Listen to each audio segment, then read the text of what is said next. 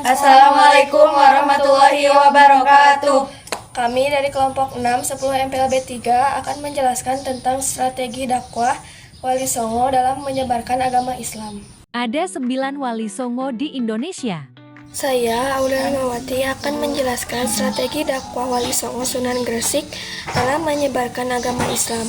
Nama lengkap Sunan Gresik adalah Maulana Malik Ibrahim. Beliau lahir sekitar 1350 Masehi.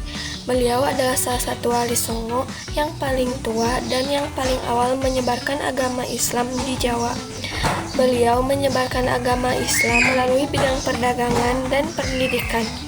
Ia pertama kali berdakwah melalui perdagangan supaya masyarakat tidak kaget dengan ajaran Islam.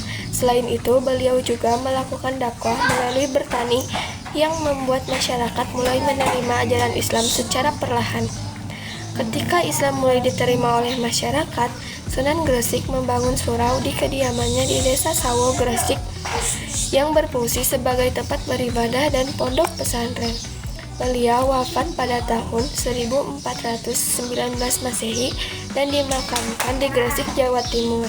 Saya Nisa Rahmawati akan menjelaskan strategi dakwah Wali Songo, Sunan Ampel, dan Sunan Bonang dalam menyebarkan agama Islam. Nama lengkap Sunan Ampel adalah Raden Rahmat. Beliau lahir pada tahun 1401 Masehi. Ia berdakwah Islam di Jawa pada era Majapahit di bawah kepemimpinan Brawijaya 1447 sampai 1451 Masehi. Sunan Ampel melakukan dakwah di Jawa dengan metode Moh Limo atau 5 dasar ajaran Islam yang isinya sebagai berikut: moh main, tidak berjudi; moh ngombe, tidak mabuk; moh maling, tidak mencuri; moh madat, tidak candu; moh madon, tidak berzina. Beliau wafat pada tahun 1481 Masehi dan dimakamkan di Surabaya, Jawa Timur. Selanjutnya adalah Sunan Bonang. Nama lengkap Sunan Bonang adalah Mahdum Ibrahim. Beliau lahir pada tahun 1465 Masehi. Ia sebagai seorang pendakwah Islam di tanah Jawa. Sunan Bonang menggunakan pendekatan budaya di bidang sastra dan seni hingga mendapat julukan seniman. Sunan Bonang menggunakan gamelan sebagai media dakwah Islam di Jawa.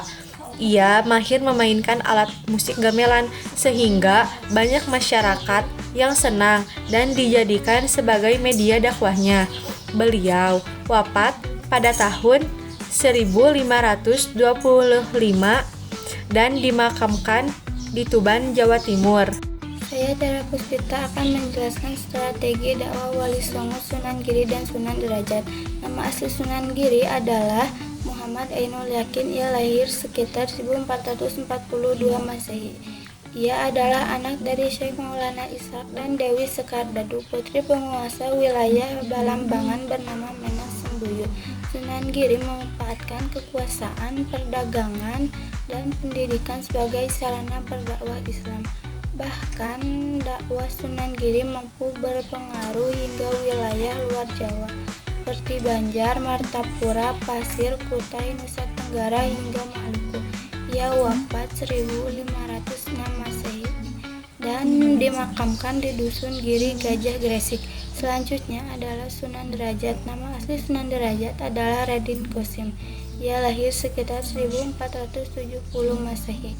Ia merupakan adik dari Sunan Bonang. Cara dakwah beliau sebagai berikut: membangun resep saing, artinya membuat senang hati orang lain. Jeroning suka kudu eling lan waspada, artinya dalam keadaan gembira hendaknya tetap ingat Tuhan dan selalu waspada.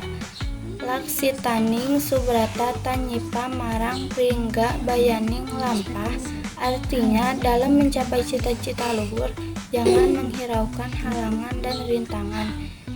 Perhardaning pancadria, artinya senantiasa berjuang untuk menekan hawa nafsu duniawi. Heneng hening henung, artinya dalam diam akan dicapai keheningan, dalam hening akan dicapai kebebasan mulia.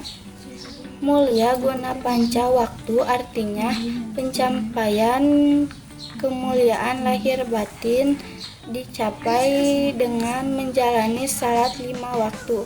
Manehono teken marang wong kang wuto, manehono mangan marang wong kang luwe, manehono busana marang wong kang wuda, manehono pangiup marang wong kang kawudan, artinya berikan tongkat kepada orang buta, berikan makan kepada orang lapar, berikan pakaian kepada orang tak berpakaian, berikan tempat berteduh kepada orang kehujanan.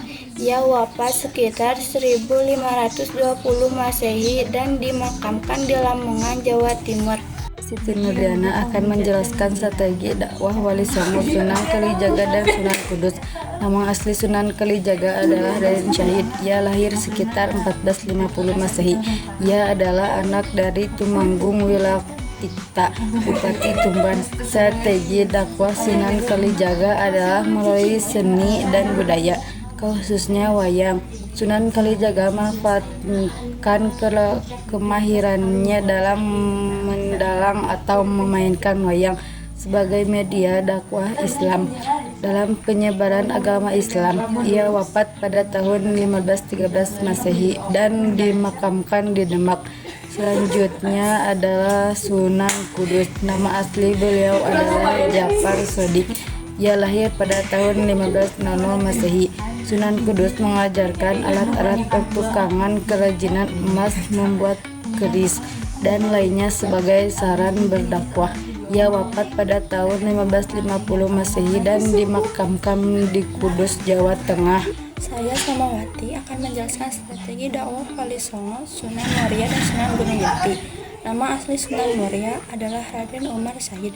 Ia lahir pada tahun 1450 Masehi. Ia merupakan putra dari Sunan Kalijaga yang juga berperan sebagai pendakwah Islam di Jawa. Beliau memanfaatkan kelahirannya dalam memainkan gamelan dan boneka sebagai metode berdakwah. Selain menciptakan lagu dan tembang untuk mempraktikkan ajaran Islam, Sunan Muria juga mengajarkan ajaran merawat bumi.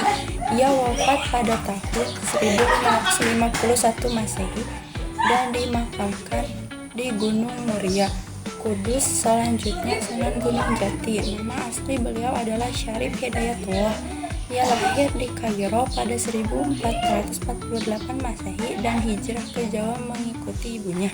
Di Jawa, Sunan Gunung Jati melakukan dakwah Islam dengan menguatkan kedudukan politik. Ia menjalin hubungan dengan beberapa tokoh berpengaruh di Cirebon, Banten, dan Demak untuk memuluskan dakwahnya. Ia wafat pada tahun 1568 Masehi dan dimakamkan di Cirebon, Jawa Barat. Sekian, terima kasih. Wassalamualaikum warahmatullahi wabarakatuh.